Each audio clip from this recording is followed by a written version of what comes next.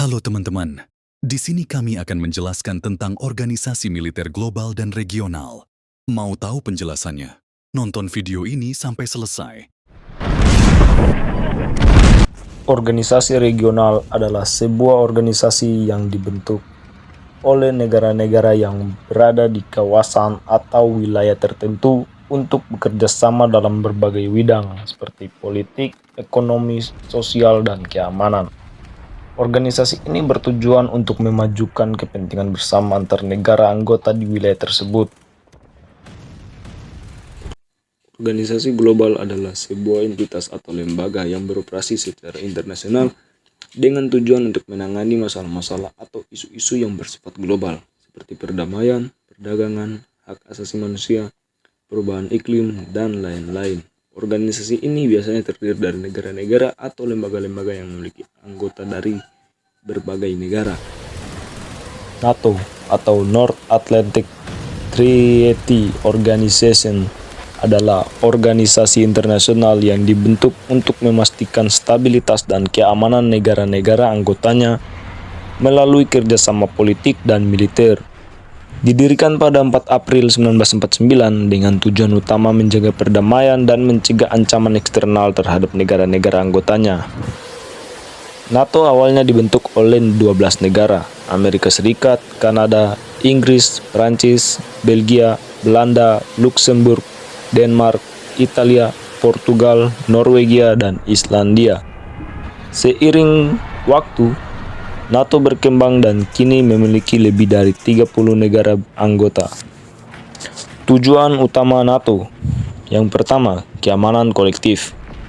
Tujuan utama NATO adalah menjaga keamanan kolektif. Hal ini dijelaskan dalam pasal 5 dari Perjanjian Atlantik Utara yang menyatakan bahwa serangan terhadap salah satu anggota dianggap sebagai serangan terhadap seluruh anggota. Negara yang diserang berhak menerima bantuan dari anggota lain. 2. Pencegahan konflik. NATO bertujuan mencegah perang dengan menciptakan keseimbangan kekuatan yang dapat mencegah agresi dari negara lain, khususnya di wilayah Eropa. Pada awalnya, ini bertujuan untuk menghalangi ekspansi Uni Soviet selama Perang Dingin. Promosi demokrasi dan nilai-nilai bersama. NATO juga berupaya mempromosikan nilai-nilai demokrasi, kebebasan individu, dan supremasi hukum di antara negara-negara anggotanya. Organisasi ini percaya bahwa perdamaian dan stabilitas global hanya dapat tercapai melalui negara-negara yang mendukung sistem pemerintahan demokratis dan hak asasi manusia. Kerjasama dan diplomasi.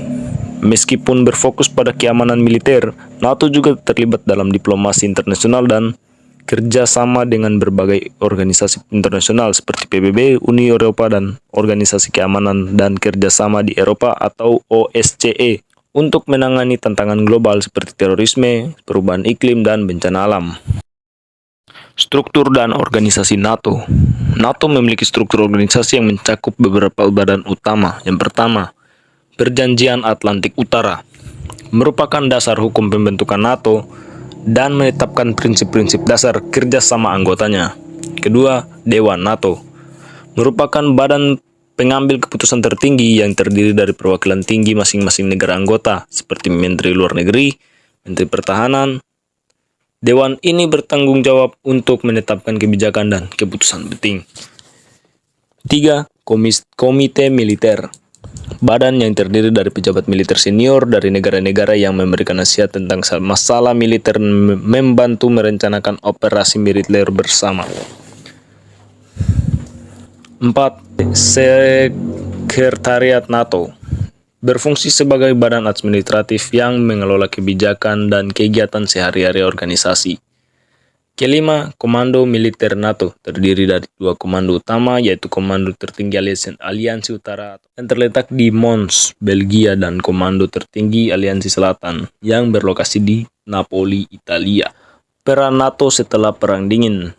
Setelah berakhirnya Perang Dingin pada awal 1900-an, NATO menghadapi tantangan baru dalam menjaga relevansinya. Beberapa perubahan penting yang terjadi setelahnya antara lain. Ekspansi NATO. NATO mulai mengundang negara-negara di Eropa Timur dan bekas-bekas negara Uni Soviet untuk bergabung. Kesimpulan, NATO adalah aliansi yang memainkan peran penting dalam menjaga keamanan kolektif negara-negara anggotanya. Organisasi ini berfokus pada pencegahan konflik, keamanan militer, dan promosi nilai-nilai demokrasi. Meskipun menghadapi berbagai tantangan, NATO tetap menjadi salah satu aliansi militer yang paling kuat di dunia, dengan tujuan untuk menjaga perdamaian dan stabilitas global.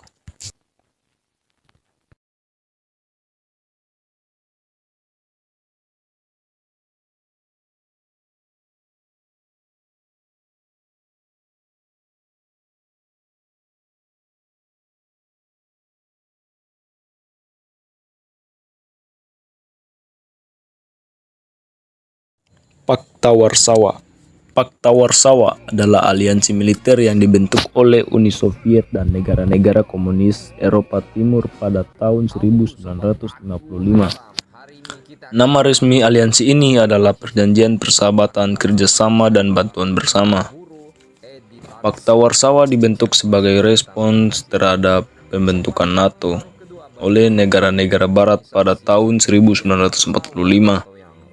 Dalam konteks Perang Dingin, Pakta Warsawa menjadi simbol dari Blok Timur yang dipimpin oleh Uni Soviet, sementara NATO mewakili Blok Barat yang dipimpin oleh Amerika Serikat. Tujuan dan latar belakang pembentukan. Pakta Warsawa dibentuk untuk memperkuat kedudukan Uni Soviet di Eropa Timur dan mengordinasikan kebijakan militer negara-negara komunis yang berada di bawah pengaruhnya. Setelah Perang Dunia II, negara-negara Eropa Timur yang jatuh di bawah pengaruh Uni Soviet mulai disusun dalam blok komunis, dan Uni Soviet menginginkan suatu bentuk aliansi militer untuk mempertahankan dominasi mereka terhadap negara-negara tersebut. Pembentukan NATO oleh negara-negara Barat bertambah ketegangan yang memaksa Uni Soviet untuk membentuk Pakta Warsawa sebagai upaya untuk menjaga keseimbangan kekuatan di Eropa. Anggota Pakta Warsawa. Pada awalnya Pakta Warsawa terdiri dari 8 negara, yaitu Uni Soviet, Polandia, Cekoslowakia, Hungaria, Rumania, Bulgaria, Jerman Timur, dan Albania. Seiring berjalannya waktu, meskipun hubungan antar negara anggota cukup erat, perbedaan ideologis dan politik di antara negara-negara anggota mulai muncul, dan beberapa negara akhirnya menarik diri dari aliansi. Struktur dan fungsi. Pakta Warsawa memiliki struktur komando bersama yang dipimpin oleh komando tertinggi yang berpusat di Moskow. Tujuan utama dari organisasi ini adalah untuk mempertahankan stabilitas politik dan militer di Eropa Timur, serta melawan kemungkinan invasi atau agresi dari NATO atau kekuatan Barat lainnya. Selain itu, Pakta Warsawa bertujuan untuk menjaga kekuatan politik dan militer Blok Timur dengan mengadakan latihan bersama, merencanakan strategi pertahanan bersama, serta memperkuat aliansi ideologis dan militer antara negara-negara komunis. Intervensi militer. Salah satu peristiwa besar yang melibatkan Pakta Warsawa adalah intervensi militer di Cekoslowakia pada tahun 1968, yang dikenal dengan Prague Spring. Kesimpulannya, Pakta Warsawa adalah aliansi militer yang dibentuk pada tahun 1955 oleh Uni Soviet dan negara-negara komunis Eropa Timur sebagai respons terhadap pembentukan NATO. Tujuannya adalah untuk mempertahankan stabilitas politik dan militer di kawasan Eropa Timur, serta melawan ancaman dari Blok Barat. Pakta ini memainkan peran penting selama Perang Dingin, namun akhirnya bubar pada 1991 setelah runtuhnya Uni Soviet dan perubahan politik di Eropa Timur. Pembubaran Pakta Warsawa menandai berakhirnya ketegangan ideologis antara Blok Timur dan Blok Barat, serta mengakhiri era Perang Dingin. Organisasi Regional ANZUS. ANZUS adalah sebuah pakta pertahanan antara Australia, Selandia Baru, dan Amerika Serikat yang dibentuk pada tahun 1951.